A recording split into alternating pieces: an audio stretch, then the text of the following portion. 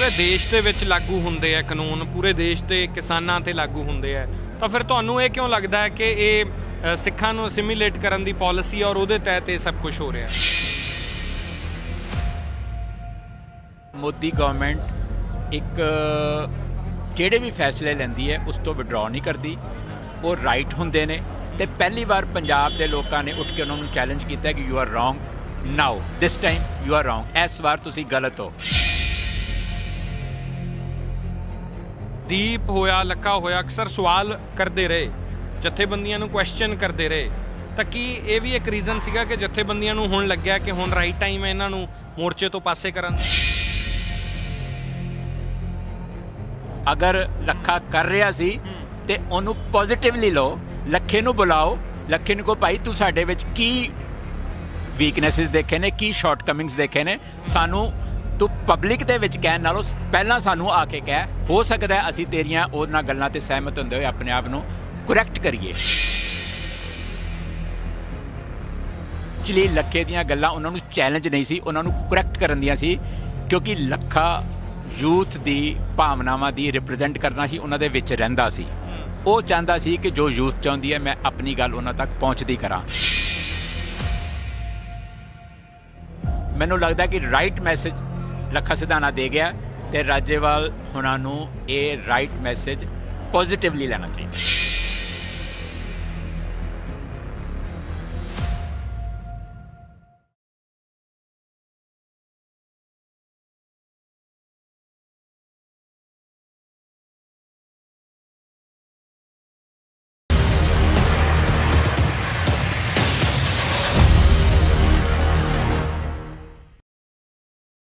ਦ Simranjot Makkar show ਦੇ ਵਿੱਚ ਤੁਹਾਡਾ ਸਵਾਗਤ ਹੈ। ਅੱਜ ਚਰਚਾ ਕਰਾਂਗੇ ਕਿ ਸਰਕਾਰ ਦੀ ਜਾਂ ਸਟੇਟ ਦੀ ਜਿਹੜੀ ਹੁਣ ਤੱਕ ਦੀ ਪਾਲਿਸੀ ਰਹੀ ਹੈ ਇਸ ਐਜੀਟੇਸ਼ਨ ਨੂੰ ਲੈ ਕੇ, ਉਹ ਬਾਕੀ ਐਜੀਟੇਸ਼ਨਸ ਤੋਂ ਕਿਵੇਂ ਵੱਖਰੀ ਰਹੀ ਹੈ। ਪਿਛਲੇ ਇੱਕ ਦਹਾਕੇ ਦੇ ਵਿੱਚ ਦੇਸ਼ ਦੇ ਵਿੱਚ ਕਈ ਐਜੀਟੇਸ਼ਨਸ ਹੋਏ, ਯੂਪੀਏ ਗਵਰਨਮੈਂਟ ਵੇਲੇ ਵੀ ਐਜੀਟੇਸ਼ਨਸ ਹੋਏ, ਫਿਰ ਮੋਦੀ ਸਰਕਾਰ ਨਵੇਂ ਤਰੀਕੇ ਨਾਲ ਡੀਲ ਕਰਨ ਆਈ। ਪਟੇਲ ਅੰਦੋਲਨ ਅਸੀਂ ਦੇਖਿਆ, ਜਾਟ ਅੰਦੋਲਨ ਅਸੀਂ ਦੇਖਿਆ, ਸ਼ਾਹੀਨ ਬਾਗ ਅਸੀਂ ਦੇਖਿਆ, ਸੀਏ ਨੂੰ ਲੈ ਕੇ ਹੋਰ ਪ੍ਰੋਟੈਸਟ ਦੇਸ਼ ਦੇ ਵਿੱਚ ਹੋਏ ਨੇ, ਤਾਂ ਕਈ ਤਰ੍ਹਾਂ ਦੇ ਪ੍ਰੋਟੈਸਟ ਹੋਏ। ਪਰ ਇਸ ਪ੍ਰੋਟੈਸਟ ਨੂੰ ਲੈ ਕੇ, ਇਸ ਐਜੀਟੇਸ਼ਨ ਨੂੰ ਲੈ ਕੇ ਅਪਰੋਚ ਡਿਫਰੈਂਟ ਹੈ ਜਾਂ ਨਹੀਂ ਹੈ, ਇਸ ਬਾਰੇ ਗੱਲਬਾਤ ਕਰਾਂਗੇ। ਅੱਜ ਸਾਡੇ ਮਹਿਮਾਨ ਸਰਦਾਰ ਕੰਵਰਪਾਲ ਸਿੰਘ ਜੀ ਨੇ ਦਲ ਖਾਲਸਾ ਤੋਂ। ਸਵਾਗਤ ਹੈ, ਸਤਿ ਸ਼੍ਰੀ ਅਕਾਲ ਜੀ। ਬਹੁਤ ਸਤਿ ਸ਼੍ਰੀ ਅਕਾਲ ਜੀ। ਬਾਕੀ ਪ੍ਰੋਟੈਸਟ ਦੇਸ਼ ਦੇ ਵਿੱਚ ਜਿਸ ਤਰ੍ਹਾਂ ਹੋਏ ਹੈ, ਖਾਸ ਤੌਰ ਤੇ ਮੋਦੀ ਗਵਰਨਮੈਂਟ ਦੀ ਮੈਂ ਗੱਲ ਕਰਾਂ, ਪਿਛਲੀ ਗਵਰਨਮੈਂਟ ਨੂੰ ਜੇ ਛੱਡ ਦਈਏ, ਤਾਂ ਇਸ ਐਜੀਟੇਸ਼ਨ ਨੂੰ ਡੀਲ ਕਰਨ ਦੀ ਉਹਨਾਂ ਦੀ ਅਪਰੋਚ ਸਿਮਿਲਰ ਰਹੀ ਜਾਂ ਡਿਫਰੈਂਟ ਮੰਨਦੇ ਹੋ ਤੁਸੀਂ? ਸਮਵਟ ਡਿਫਰੈਂਟ ਹੈ। ਮੈਂ ਦੋ ਪ੍ਰੋਟੈਸਟ 2020 ਦੇ ਵਿੱਚ ਦੇਖੇ ਹੈ। ਇੱਕ ਸੀਏ ਦਾ ਜਿਹੜਾ ਪ੍ਰੋਟੈਸਟ ਸੀਗਾ, ਤਿੰਨ ਦੇਖੇ ਹੈ। ਇੱਕ 370 ਆਰਟੀਕਲ ਜਦੋਂ ਇਹਨਾਂ ਨੇ ਐਬਰੋਗੇਟ ਕੀਤਾ ਸਰਕਾਰ ਨੇ, ਉਦੋਂ ਅਸੀਂ ਕਸ਼ਮੀਰ ਤੇ ਕਸ਼ਮੀਰ ਦੇ ਲੋਕਾਂ ਦੇ ਹੱਕ ਵਿੱਚ ਪੰਜਾਬ ਵਿੱਚ ਵੀ ਤੇ ਦਿੱਲੀ ਪਾਰਲੀਮੈਂਟ ਦੇ ਸਾਹਮਣੇ ਵੀ ਪ੍ਰੋਟੈਸਟ ਕੀਤਾ। ਤੇ ਕਸ਼ਮੀਰ ਦੇ ਵਿੱਚ ਵੀ ਅਸੀਂ ਸਾਰਾ ਵਿਊ ਕੀਤਾ ਕਿ ਕਿਸ ਤਰ੍ਹਾਂ ਉੱਥੇ ਪ੍ਰੋਟੈਸਟ ਚੱਲੇ ਨੇ। ਇੱਕ ਵਾਰ ਅਸੀਂ ਕਸ਼ਮੀਰ ਜਾਣ ਦੀ ਕੋਸ਼ਿਸ਼ ਵੀ ਕੀਤੀ ਤੇ ਸਾਨੂੰ ਲਖਨਪੁਰ ਬਾਰਡਰ ਤੇ ਰੋਕ ਲਿਆ ਗਿਆ ਤੇ ਵਾਪਸ ਭੇਜ ਦਿੱਤਾ ਗਿਆ, ਸਾਨੂੰ ਜਾਣ ਨਹੀਂ ਦਿੱਤਾ ਗਿਆ। ਦੂਸਰਾ ਪ੍ਰੋਟੈਸਟ ਦੇਖਿਆ ਜਦੋਂ ਸਿਟੀਜ਼ਨਸ਼ਿਪ ਅਮੈਂਡਮੈਂਟ ਐਕਟ ਇਹਨਾਂ ਨੇ ਲੈ ਕੇ ਆਏ ਹੈ, ਔਰ ਸ਼ਹੀਨ ਬਾਗ ਵੀ ਜਾਂਦੇ ਰਹੇ ਹਾਂ, ਉਸ ਪ੍ਰੋਟੈਸਟ ਦੇ ਵਿੱਚ ਵੀ ਅਸੀਂ ਹਿੱਸਾ ਲਿਆ। ਉਹਨਾਂ ਦੋਨਾਂ ਦੇ ਵਿੱਚ ਇੱਕ ਗੱਲ ਸੀ, ਕਿਉਂਕਿ ਉਹ ਇੱਕ ਕਮਿਊਨਿਟੀ ਸੈਂਟਰਿਕ ਸੀਗੇ ਪ੍ਰੋਗਰਾਮ। ਕਸ਼ਮੀਰੀ ਪਹਿਲਾਂ ਕਸ਼ਮੀਰੀ ਸੈਂਟਰਿਕ ਸੀਗੇ, ਫਿਰ ਮੁਸਲਿਮ ਸੈਂਟਰਿਕ ਸੀ। ਹਾਲਾਂਕਿ ਅਸੀਂ ਇਸ ਖਿੱਤੇ ਦੇ ਵਿੱਚ ਵਸਣ ਵਾਲੀਆਂ ਜਿੰਨੀਆਂ ਵੀ ਮਿਨੋਰਟੀ ਸੀ, ਅਸੀਂ ਕਸ਼ਮੀਰੀਆਂ ਦੇ ਹੱਕ ਵਿੱਚ ਵੀ ਬੋਲੇ ਹਾਂ, ਅਸੀਂ ਮੁਸਲਮਾਨਾਂ ਦੇ ਹੱਕ ਵਿੱਚ ਵੀ ਬੋਲੇ ਹਾਂ। ਔਰ ਅਸੀਂ ਗੱਲ ਗਵਰਨਮੈਂਟ ਨੂੰ ਕਹੀਏ ਕਿ ਇਕੱਲਾ ਮੁਸਲਿਮ ਨੂੰ ਤੁਸੀਂ ਟਾਰਗੇਟ ਕਰ ਰਹੇ ਹੋ।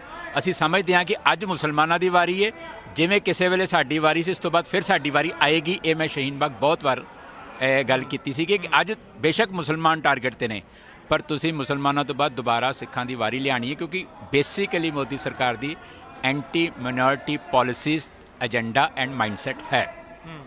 ਸੋ they are driven ਬਾय the RSS philosophy.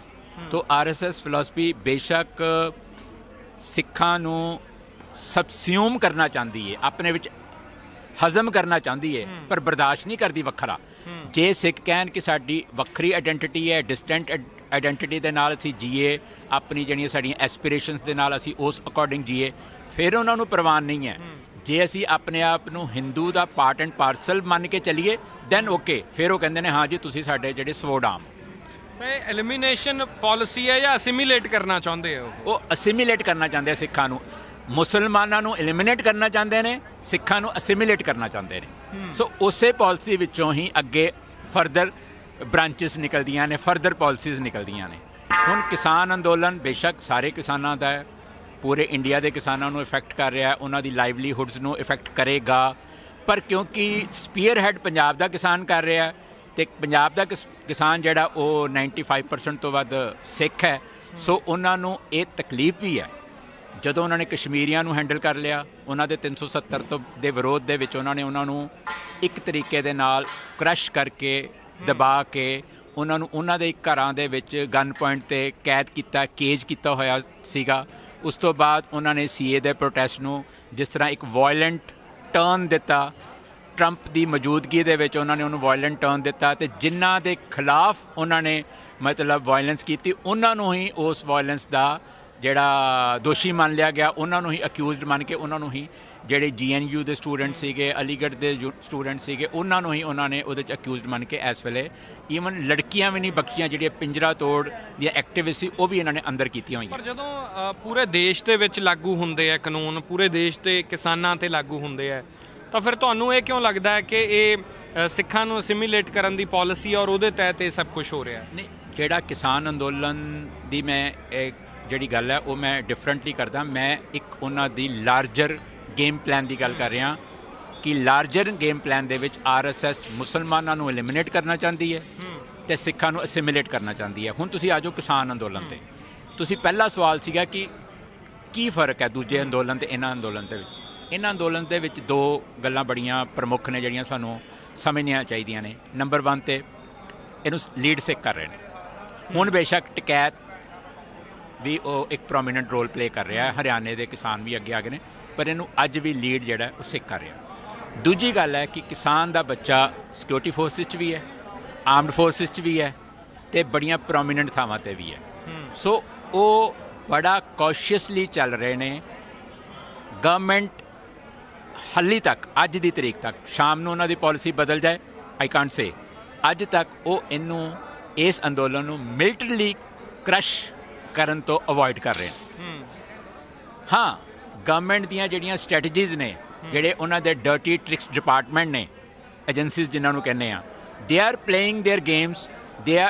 ਦੇ ਵਾਂਟ ਟੂ ਕਿ ਇਹ ਅੰਦੋਲਨ ਫਿਜ਼ਲ ਆਊਟ ਹੋ ਜਾਏ ਤਾਂ ਕਿ ਇੱਕ ਨਿਰਾਸ਼ਤਾ ਆਵੇ ਅਤੇ ਨਿਰਾਸ਼ ਪੰਜਾਬ ਦਾ ਕਿਸਾਨ ਖਾਲੀ ਹੱਥ ਵਾਪਸ ਜਾਵੇ। ਸੋ ਉਹ ਫਿਜ਼ਲ ਆਊਟ ਕਰਨਾ ਚਾਹੁੰਦੇ ਨੇ, ਮਿਲਟਰੀਲੀ ਕ੍ਰਸ਼ ਕਰਨ ਦੇ ਹਾਲੀ ਉਹ ਅਵੋਇਡ ਕਰ ਰਹੇ ਨੇ। ਟੁਮਾਰੋ ਆਈ ਕਾਂਟ ਸੇ, ਅੱਜ ਦੀ ਤਰੀਕ 'ਚ ਮੈਂ ਇਹ ਗੱਲ ਕਰ ਰਿਹਾ। ਸੋ ਉਹਨਾਂ ਦੀਆਂ ਜਿਹੜੀਆਂ ਮੈਂ ਟੋਕ ਰਿਹਾ ਤੁਹਾਨੂੰ, ਜਿਵੇਂ ਆਪਾਂ 80s ਦੇ ਦੌਰ ਦੀ ਗੱਲ ਕਰੀਏ ਤਾਂ ਹਥਿਆਰਬੰਦ ਹੋ ਜਾਂਦਾ ਐਜੀਟੇਸ਼ਨ, ਜਾਂ ਉਹਦੇ ਪੈਰਲਲ ਐਜੀਟੇਸ਼ਨ ਹੋਰ ਬਹੁਤ ਤਰੀਕਿਆਂ ਦੇ ਨਾਲ ਚੱਲਿਆ ਹੈ। ਤੁਸੀਂ ਇਸ ਐਜੀਟੇਸ਼ਨ ਦਾ ਭਵਿੱਖ ਹੁਣ ਇੱਥੋਂ ਕੀ ਦੇਖਦੇ ਹੋ? ਅੱਜ ਦੀ ਇਸ ਜਿਹੜੀ ਜੋ ਲੱਖੇ ਹੋਣਾ ਦੇ ਹੱਕ ਦੇ ਵਿੱਚ ਆ ਹੁੰਦੀ ਹੈ, ਕਿਉਂਕਿ ਬਹੁਤ ਸਾਰੀਆਂ ਗੱਲਾਂ ਇਹ ਹੋ ਰਹੀਆਂ ਸੀ ਕਿ ਇੱਕ ਪਾੜਨ ਦੀ ਗੱਲ ਵੀ ਹੈ ਕਿ ਐਜੀਟੇਸ਼ਨ ਨੂੰ ਦੋ ਹਿੱਸਿਆਂ 'ਚ, ਦੋ ਦਰਾਰਾਂ ਦੇ ਵਿੱਚ ਵੰਡਣ ਵਾਲੀ ਗੱਲ ਹੋ ਜਾਂਦੀ ਹੈ। ਤੁਸੀਂ ਪ੍ਰੈਡਿਕਟ ਕੀ ਕਰਦੇ ਹੋ? ਦੇਖੋ, ਮਿਲੀਟੈਂਸੀ ਦਾ ਬਰਥ ਉਦੋਂ ਹੁੰਦਾ ਹੈ ਜਦੋਂ ਗਵਰਨਮੈਂਟਸ ਰਿਪਰੈਸ਼ਨ ਕਰਦੀ ਹੈ, ਜਦੋਂ ਗਵਰਨਮੈਂਟ ਕਿਸੇ ਵੀ ਪੋਲੀਟੀਕਲ ਏਜੰਡੇ ਨੂੰ ਜਾਂ ਡੈਮੋਕ੍ਰੈਟਿਕ ਸਟਰਗਲ ਨੂੰ ਆਪਣੀ ਮਾਈਟ ਦੇ ਨਾਲ ਅਤੇ ਮਿਲਟਰੀ ਦੇ ਨਾਲ ਕ੍ਰਸ਼ ਕਰਦੀ ਹੈ, ਉਦੋਂ ਮਿਲੀਟੈਂਸੀ ਦਾ ਬਰਥ ਹੁੰਦਾ।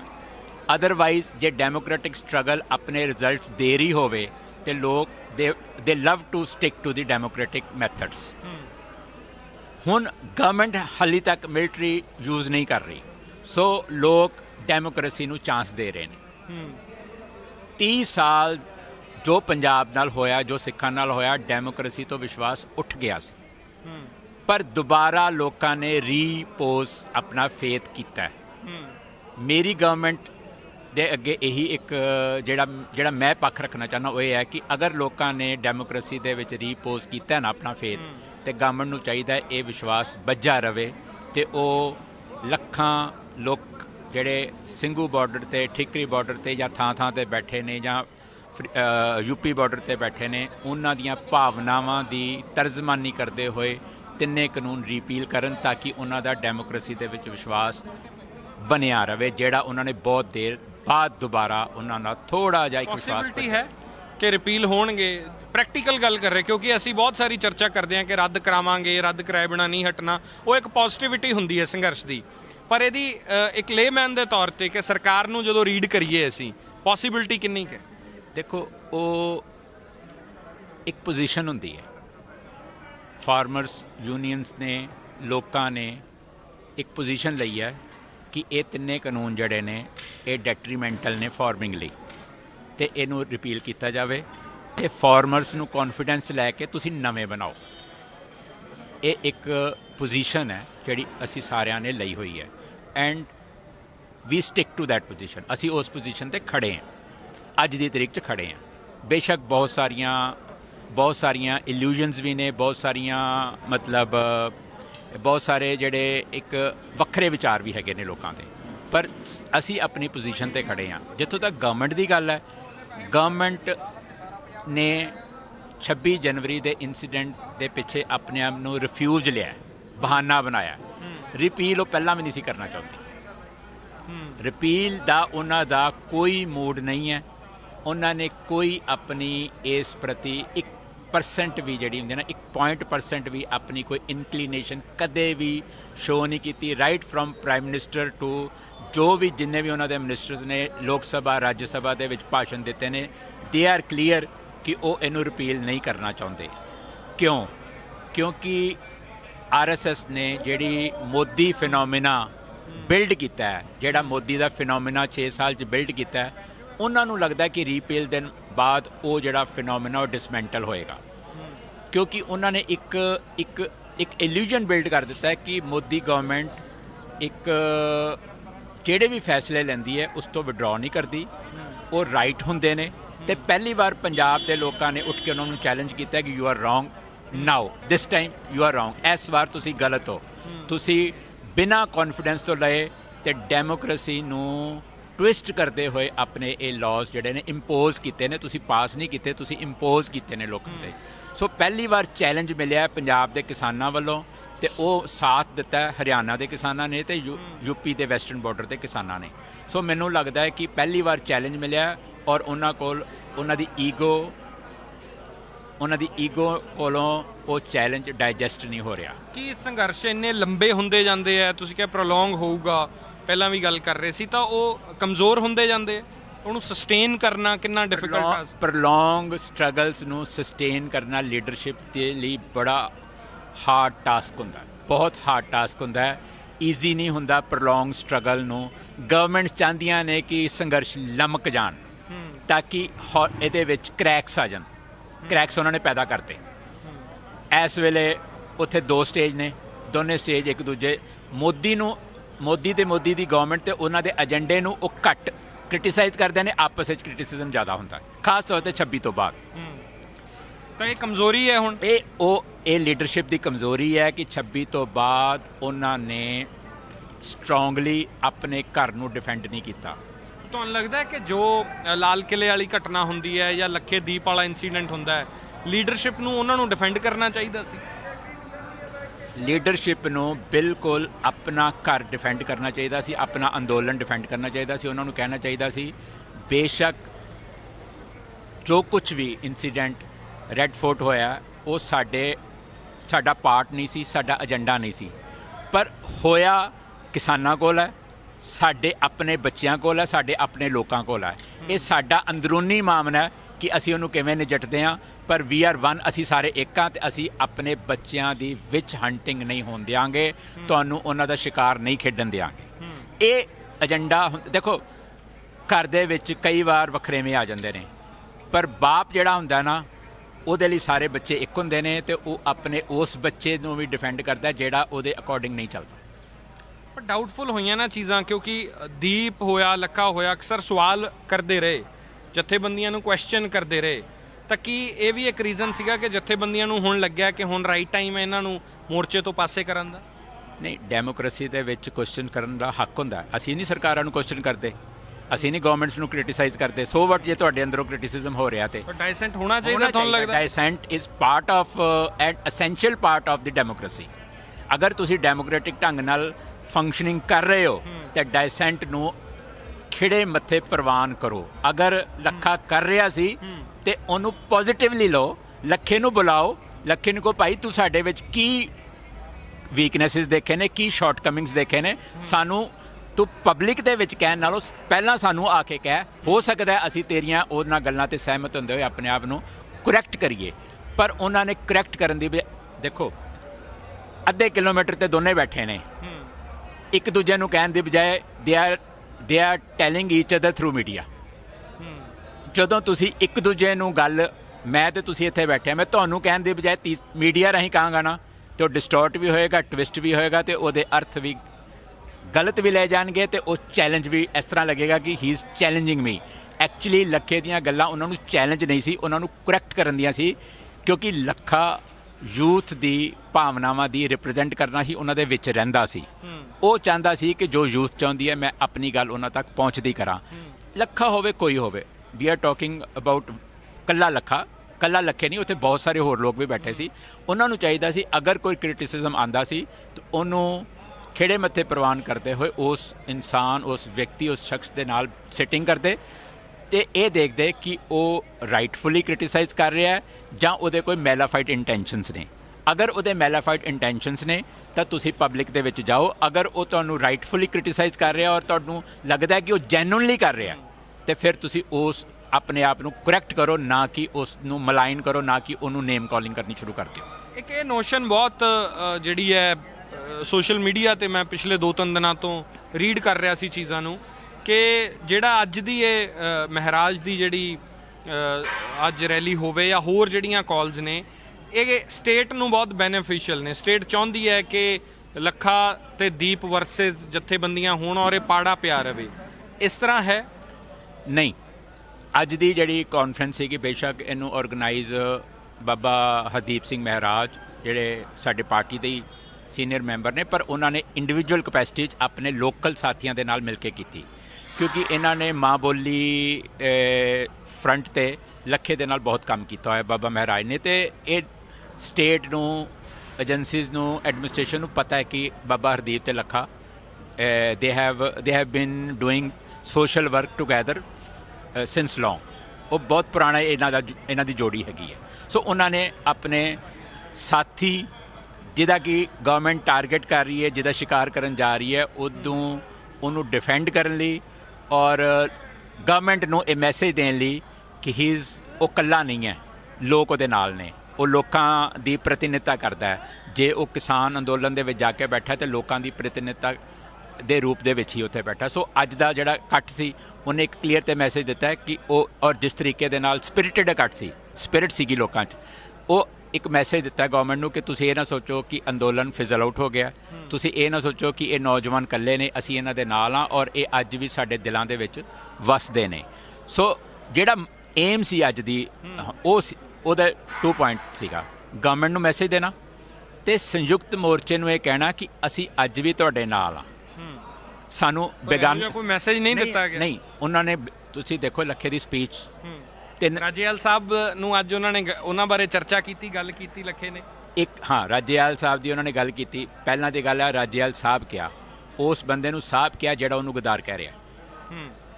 ਰੈਸੀਪ੍ਰੋਕਲ ਤੁਸੀਂ ਦੇਖੋ, ਜਿਹੜਾ ਵਿਅਕਤੀ ਨੂੰ ਉਹ ਗਦਾਰ ਕਹਿ ਰਹੇ ਨੇ, ਉਹ ਉਹਨਾਂ ਨੂੰ ਰਾਜੇਵਾਲ ਸਾਹਿਬ ਕਹਿ ਰਹੇ ਨੇ, ਨੰਬਰ 1। ਫਿਰ ਉਹ ਰਾਜੇਵਾਲ ਸਾਹਿਬ ਨੂੰ ਸੰਬੋਧਨ ਹੋ ਕੇ ਕਹਿੰਦੇ ਨੇ ਤੁਸੀਂ ਕੋਈ ਵੀ ਪ੍ਰੋਗਰਾਮ ਦਿਓਗੇ ਅਸੀਂ ਉਹਦੇ 'ਚ ਹਾਜ਼ਰੀ ਭਰਾਂਗੇ, ਤੁਹਾਡਾ ਸਾਥ ਦਿਆਂਗੇ, ਸਾਨੂੰ ਆਪਣੇ ਤੋਂ ਦੂਰ ਨਾ ਕਰੋ, ਸਾਨੂੰ ਆਪਣੇ ਤੋਂ ਦੂਰ ਸਮਝੋ ਨਾ। ਤੀਜਾ, 26 ਦਾ ਪ੍ਰੋਗਰਾਮ ਰਾਜੇਵਾਲ ਉਹਨਾਂ ਦੀ ਪਾਰਟੀ ਨੇ ਦਿੱਤਾ ਹੋਇਆ, ਉਹਨਾਂ ਦੀ ਯੂਨੀਅਨ ਨੇ ਦਿੱਤਾ ਹੋਇਆ। ਲੱਖੇ ਨੇ ਕਿਹਾ ਕਿ ਨੌਜਵਾਨ ਉੱਥੇ ਜਾਣ। ਚੌਥਾ, ਉਹਨਾਂ ਨੇ ਕਿਹਾ ਤੁਸੀਂ ਮੇਰੀ ਗ੍ਰਿਫਤਾਰੀ ਤੇ ਮੈਨੂੰ ਡਿਫੈਂਡ ਕਰੋ ਨਾ ਕਰੋ, ਪਰ ਜੇ ਤੁਹਾਨੂੰ ਦਿੱਲੀ ਪੁਲਿਸ ਗ੍ਰਿਫਤਾਰ ਕਰਨ ਆਏਗੀ ਮੈਂ ਤੁਹਾਡੇ ਅੱਗੇ ਖੜਾ ਹੋ ਕੇ ਅੰਦੋਲਨ ਕਰਾਂਗਾ, ਮੈਂ ਰਜਿਸਟ ਕਰਾਂਗਾ। ਸੋ ਵਾਟ ਐਲਸ ਹੀ ਕੈਨ ਡੂ। ਉਹਨੇ ਆਪਣੇ ਵੱਲੋਂ ਇੱਕ ਫਰੈਂਡਸ਼ਿਪ ਦਾ ਹੱਥ ਦੁਬਾਰਾ ਲੱਖੇ ਨੇ ਉਹਨਾਂ ਵੱਲ ਵਧਾਇਆ, ਇੱਕ ਸ਼ੁਭ ਸੰਕੇਤ ਦਿੱਤੇ ਨੇ। ਉਹਨਾਂ ਨੇ ਕਿਹਾ ਅਸੀਂ ਰਲ ਕੇ ਅੰਦੋਲਨ ਜਿੱਤਣਾ ਚਾਹੁੰਦੇ ਹਾਂ, ਤੁਸੀਂ ਮੈਨੂੰ ਆਪਣੇ ਤੋਂ ਅੱਡ ਨਾ ਕਰੋ ਤੇ ਮੈਂ ਤੁਹਾਨੂੰ ਆਪਣਾ ਸਮਝਦਾ, ਉਸ ਮੋਰਚੇ ਨੂੰ ਆਪਣਾ ਸਮਝਦਾ, ਉਸ ਅੰਦੋਲਨ ਨੂੰ ਆਪਣਾ ਸਮਝਦਾ। ਮੈਨੂੰ ਲੱਗਦਾ ਕਿ ਰਾਈਟ ਮੈਸੇਜ ਲੱਖਾ ਸਿਧਾਣਾ ਦੇ ਗਿਆ ਤੇ ਰਾਜੇਵਾਲ ਹੁਣਾਂ ਨੂੰ ਇਹ ਰਾਈਟ ਮੈਸੇਜ ਪੋਜ਼ਿਟਿਵਲੀ ਲੈਣਾ ਚਾਹੀਦਾ। ਆਖਰੀ ਸਵਾਲ ਹੈ ਮੇਰਾ ਉਗਰਾਹਾਂ ਸਾਹਿਬ ਨੇ ਬਰਨਾਲਾ ਦੀ ਰੈਲੀ ਦੇ ਵਿੱਚ ਬਿਆਨ ਦਿੱਤਾ ਕਿ ਮੋਦੀ ਦੇ ਨਾਲ ਲੜਾਈ ਨਹੀਂ ਹੈ ਤਾਂ WTO ਦੇ ਨਾਲ ਸਾਡੀ ਲੜਾਈ ਹੈ। ਬਹੁਤ ਕਈ ਤਰ੍ਹਾਂ ਦੇ ਪ੍ਰਤੀਕਰਮ ਆਏ, ਤੁਹਾਡੀ ਅਸੈਸਮੈਂਟ ਇਸ ਬਿਆਨ ਤੇ ਕੀ ਹੈ? ਨਹੀਂ, ਇਹ he is right in his own way. WTO ਦਾ ਬਹੁਤ ਦੇਰ ਦਾ ਪ੍ਰੈਸ਼ਰ ਸੀਗਾ ਤੇ WTO ਬਹੁਤ ਦੇਰ ਤੋਂ ਚਾਹ ਰਿਹਾ ਸੀਗਾ ਕਿ ਐਗਰੀਕਲਚਰ ਸੈਕਟਰ ਨੂੰ ਗਵਰਨਮੈਂਟ ਓਪਨ ਕਰੇ। WTO ਚਾਹ ਰਿਹਾ ਸੀਗਾ ਕਿ ਸਬਸਿਡੀਜ਼ ਬੰਦ ਕੀਤੀਆਂ ਜਾਣ। According to WTO MSP is a subsidy, ਠੀਕ ਹੈ, ਉਹ ਬੰਦ ਕਰਨਾ ਚਾਹੁੰਦਾ ਸੀ। ਉਹ ਐਗਰੀਕਲਚਰ ਸੈਕਟਰ ਜਿਹੜਾ 60% ਹੈ ਇੰਡੀਆ ਦੇ, ਉਹ ਚਾਹੁੰਦਾ ਸੀ ਇਹ ਮਾਰਕੀਟ ਖੋਲ੍ਹੀ ਜਾਵੇ, ਇੰਡੀਆ ਨੂੰ ਖੋਲ੍ਹੀ ਜਾਵੇ। ਮੋਦੀ ਦਾ ਵੀ ਇਹ ਸੁਪਨਾ ਸੀ ਕਿ ਮੈਂ ਮਾਰਕੀਟ ਓਪਨ ਕਰਾਂ। ਇੱਕ ਮੋਦੀ ਦਾ ਜਿਹੜਾ ਇੰਡੀਆ ਨੂੰ 5 ਟ੍ਰਿਲੀਅਨ ਤੱਕ ਜਿਹੜਾ ਇੱਕ ਮਾਰਕ ਉਹਨੇ ਸੁਪਨਾ ਲਿਆ ਹੋਇਆ ਕਿ ਮੈਨੂੰ 5 ਟ੍ਰਿਲੀਅਨ ਟ੍ਰਿਲੀਅਰ, ਔਰ ਉਹ PR ਹੁੰਦਾ ਹੈ ਦੇਸ਼ ਦੇ ਵਿੱਚ, ਉਹਦੇ ਬੇਸਿਸ ਤੇ ਇਲੈਕਸ਼ਨ ਲੜੇ ਜਾਂਦੇ ਆ। ਉਹ ਸੁਪਨਾ ਵੀ ਸੀ ਤੇ ਮੋਦੀ ਨੂੰ ਵੀ ਲੱਗਦਾ ਹੈ ਕਿ ਜੇ ਮੈਂ ਰਿਫਾਰਮਸ ਲਿਆਵਾਂਗਾ ਤੇ ਉਹਦੇ ਨਾਲ ਤਾਂ ਹੀ ਮੈਂ ਦੇਸ਼ ਨੂੰ 5 ਟ੍ਰਿਲੀਅਨ ਤੱਕ ਦੀ ਉਸ ਜਿਹੜੀ ਇੱਕ ਫਿਗਰ ਤੱਕ ਲੈ ਕੇ ਜਾਵਾਂਗਾ। ਪਰ ਉਹ ਇਹ ਗੱਲ ਭੁੱਲ ਗਏ ਕਿ ਤੁਸੀਂ ਬਾਰ-ਬਾਰ ਕਹਿ ਰਹੇ ਹੋ ਕਿ ਮੈਂ ਰਿਫਾਰਮਸ ਲਿਆਂਦੇ ਨੇ, ਤੁਸੀਂ ਬਾਰ-ਬਾਰ ਕਹਿ ਰਹੇ ਹੋ ਕਿ ਮੈਂ ਇਹ ਫਾਰਮਰਸ ਦੇ ਬੈਨੀਫੀਸ਼ੀਅਲਸ ਲਿਆ, ਪਰ ਜਿਨ੍ਹਾਂ ਦੇ ਬੈਨੀਫੀਸ਼ੀਅਲਸ ਲਈ ਤੁਸੀਂ ਲੈ ਕੇ ਆਏ ਹੋ ਉਹ ਤੇ ਉਹਨੂੰ ਡੈਟਰੀਮੈਂਟਲ ਸਮਝ ਰਹੇ ਨੇ, ਉਹ ਤੇ ਉਹਨੂੰ ਨੁਕਸਾਨਦੇਹ ਸਮਝ ਰਹੇ ਨੇ। ਉਹ ਤੇ ਕਹਿੰਦੇ ਨੇ ਕਿ ਉਹਨਾਂ ਦੀਆਂ ਜ਼ਿੰਦਗੀਆਂ ਤਬਾਹ ਹੋਣਗੀਆਂ। ਤੇ ਜੇ ਤੁਸੀਂ ਦੇਸ਼ ਦੀ ਕੋਈ ਤਰੱਕੀ ਚਾਹੁੰਦੇ ਹੋ ਤੇ ਜਿਸ ਫਾਰਮਰਸ ਨੂੰ, ਜਿਸ ਫਾਰਮਿੰਗ ਨੂੰ ਤੁਸੀਂ ਟਾਰਗੇਟ ਕਰ ਰਹੇ ਹੋ, ਘੱਟੋ ਘੱਟ ਫਾਰਮਰਸ ਨੂੰ ਤਾਂ ਕੌਨਫੀਡੈਂਸ 'ਚ ਲਵੋ। ਉਹਨਾਂ ਨੂੰ ਤਾਂ ਪੁੱਛੋ ਕਿ ਕੀ ਉਹਨਾਂ ਦੇ ਹੱਕ ਵਿੱਚ ਹੈ, ਕੀ ਉਹਨਾਂ ਦੇ ਹੱਕ ਵਿੱਚ ਨਹੀਂ ਹੈ। ਜੇ ਮੋਦੀ ਨੇ ਰਿਫਾਰਮਸ ਲਿਆਣੇ ਵੀ ਨੇ, ਸੋ ਕਾਲਡ ਰਿਫਾਰਮਸ ਲਿਆਣੇ ਵੀ ਨੇ, ਤਾਂ ਉਹਨਾਂ ਨੂੰ ਫਾਰਮਰਸ ਨੂੰ ਕੌਨਫੀਡੈਂਸ ਲੈਣਾ ਚਾਹੀਦਾ ਸੀ before he framed any law for farming. So ਮੈਨੂੰ ਲੱਗਦਾ ਕਿ WTO ਦਾ ਇੱਕ ਪ੍ਰੈਸ਼ਰ ਸੀ, ਇੱਕ ਕਾਰਪੋਰੇਟਸ ਦਾ ਪ੍ਰੈਸ਼ਰ ਹੈ, ਕਿਉਂਕਿ ਜਿਹੜੀ ਇੰਡੀਆ ਗਵਰਨਮੈਂਟ ਹੈ ਨਾ, ਇਹ ਕ੍ਰੋਨੀ ਕੈਪੀਟਲਿਜ਼ਮ ਕਰ ਰਹੀ ਹੈ। ਜਦੋਂ ਸਰਕਾਰ ਤੇ ਕੈਪੀਟਲਿਸਟ ਰਲ ਕੇ ਪਾਲਿਸੀਜ਼ ਬਣਾਉਂਦੇ ਨੇ ਤੇ ਇੱਕ ਦੂਜੇ ਨੂੰ ਸਹਿਯੋਗ ਦਿੰਦੇ ਨੇ, ਇੱਕ ਦੂਜੇ ਨੂੰ ਫਾਇਦਾ ਦਿੰਦੇ ਨੇ। ਕੱਲੀ ਕੈਪੀਟਲਿਜ਼ਮ ਮਾੜੀ ਨਹੀਂ ਹੁੰਦੀ, ਪਰ ਕ੍ਰੋਨੀ ਕੈਪੀਟਲਿਜ਼ਮ ਬੜੀ ਡੇਂਜਰਸ ਹੁੰਦੀ ਹੈ, ਜਦੋਂ ਸਰਕਾਰ ਤੇ ਕੈਪੀਟਲਿਸਟ ਮਿਲ ਕੇ ਮਿਲੀ ਭੁਗਤ ਦੇ ਨਾਲ ਛੋਟੇ ਲੋਕਾਂ ਨੂੰ ਡਿਸਟਰੋਏ ਕਰਦੇ ਨੇ, ਉਹਨਾਂ ਦੀ ਲਾਈਵਲੀਹੁਡਸ ਨੂੰ ਡਿਸਟਰਬ ਕਰਦੇ ਨੇ। ਸੋ ਜਿਹੜੀ ਕ੍ਰੋਨੀ ਕੈਪੀਟਲਿਜ਼ਮ ਹੈ ਦੈਟ ਇਜ਼ ਡੇਂਜਰਸ। ਤੇ ਮੋਦੀ ਸਰਕਾਰ ਨੇ ਜਿਹੜੀ ਕ੍ਰੋਨੀ ਕੈਪੀਟਲਿਜ਼ਮ ਲਿਆਂਦੀ ਹੈ, ਉਹ ਉਸਨੇ ਇਸ ਵਾਵੇਲੇ ਨੂੰ ਖੜਾ ਕੀਤਾ। ਇਸ ਜਿਹੜਾ ਬਵਾਲ ਉੱਠਿਆ ਨਾ, ਇਹ ਇਸੇ ਕਰਕੇ ਹੀ ਹੈ ਕਿ ਤੁਸੀਂ ਜਿਨ੍ਹਾਂ ਦਾ ਭਲਾ ਕਰਨ ਜਾ ਰਹੇ ਹੋ ਉਹਨਾਂ ਲਈ ਤੇ ਉਹ ਭਲਾ ਨਹੀਂ, ਨੁਕਸਾਨ ਹੈ, ਉਹਨਾਂ ਲਈ ਤੇ ਤਬਾਹੀ ਹੈ। ਉਹ ਤਾਂ ਕਹਿੰਦੇ ਨੇ ਕਿ ਸਾਡੀਆਂ ਨਸਲਾਂ ਤਬਾਹ ਹੋਣਗੀਆਂ। ਇਸੇ ਕਰਕੇ ਹੀ ਸਾਰੇ ਸਪੀਕਰ ਇੱਕ ਗੱਲ ਬੜੀ ਕਾਮਨ ਕਹਿੰਦੇ ਨੇ ਕਿ ਇਹ ਲੜਾਈ ਇਕੱਲੀ ਫਸਲਾਂ ਦੀ ਨਹੀਂ, ਨਸਲਾਂ ਦੀ ਵੀ ਹੈ। ਸੋ ਦੈਟਸ ਵਾਈ ਉਹ ਕਹਿੰਦੇ ਨੇ, ਕਿਉਂਕਿ ਉਹਨਾਂ ਨੂੰ ਲੱਗਦਾ ਕਿ ਸਾਡਾ ਫਿਊਚਰ ਜਿਹੜਾ ਐਟ ਸਟੇਕ। ਬਹੁਤ ਧੰਨਵਾਦ ਗੱਲਬਾਤ ਕਰਨ ਵਾਸਤੇ ਸਾਡੇ ਨਾਲ। ਥੈਂਕ ਯੂ ਜੀ, ਥੈਂਕ ਯੂ। ਸੋ ਕੰਵਰਪਾਲ ਸਿੰਘ ਜੀ ਨੇ ਆਪਣੇ ਵਿਊਜ਼ ਜਿਹੜੇ ਨੇ ਸਾਡੇ ਸ਼ੋਅ ਦੇ ਜ਼ਰੀਏ ਰੱਖੇ ਨੇ। ਕੈਮਰਾ ਪਰਸਨ ਵਿਪਨ ਅਰੋੜਾ ਦੇ ਨਾਲ ਸਿਮਰਨਜੋਤ ਸਿੰਘ ਮੱਕੜ, ਔਨ 에ਅਰ, ਮਹਿਰਾਜ।